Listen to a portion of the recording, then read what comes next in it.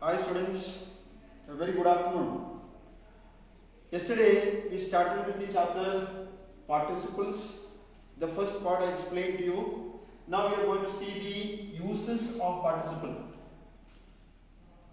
Why do we have them, or in what way are we going to use them in our usage is what we are going to see. There are three ways of using participles in our writing or reading and all that. First one is as an adjective. We use a participle as an adjective. You know what is an adjective? That gives some information about a noun. Please look at this example. A lost opportunity never returns. Here, opportunity is the actual noun which is really the subject of the sentence, and the lost, the participle, is acting here as an adjective giving an information about opportunity. This is a past participle, and here you have a present participle. A rolling stone gathers no moss. Here the real subject is stone. Now what kind of a stone?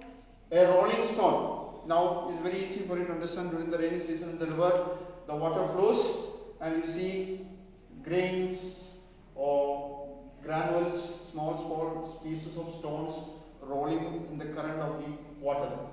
Now this is a proverb in English, and whatever is rolling is a participle and it gives some additional information about the noun stone.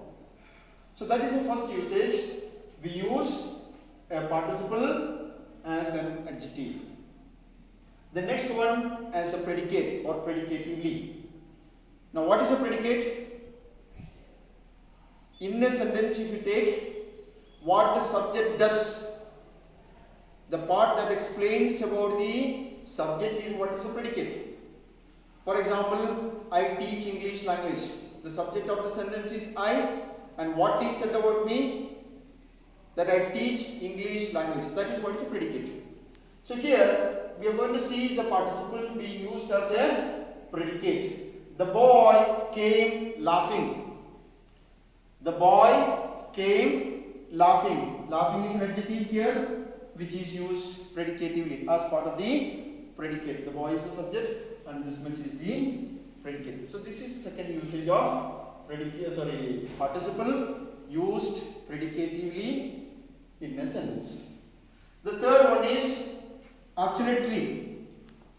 Now this is a little difficult for you to understand, so I have written what actually it is. Please pay attention here. The noun before the participle is neither the subject nor the object of a finite verb. I'll explain to you what is it. Here I have an example. God willing, we shall all pass. Think of students who are waiting for their results after writing the exam. One of them feels this: if God wills, if God wants, we all of us will pass. That's what it is. Now here what is absolutely is that, see here there is a noun before the participle, that is God. This noun which comes before the participle is neither the subject nor the predicate of the verb pass. The verb pass. So that is what is a participle being used absolutely. And these are the three usages as I told you: adjectively or as an adjective, predicatively or as part of the predicate, and absolutely where the noun that comes before the participle does not have, or it doesn't act as the subject or object of the verb that is mentioned in that sentence.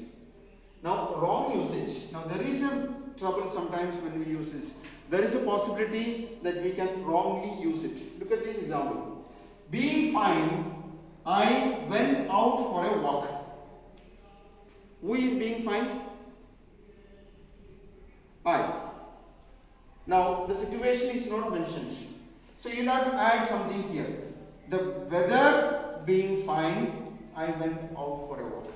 Because the surrounding, the climate was good, I went out for a walk. This is the correct usage and this is wrong. This mistake could come once in a while, rarely, if you are not careful in your usage. So please pay attention to that.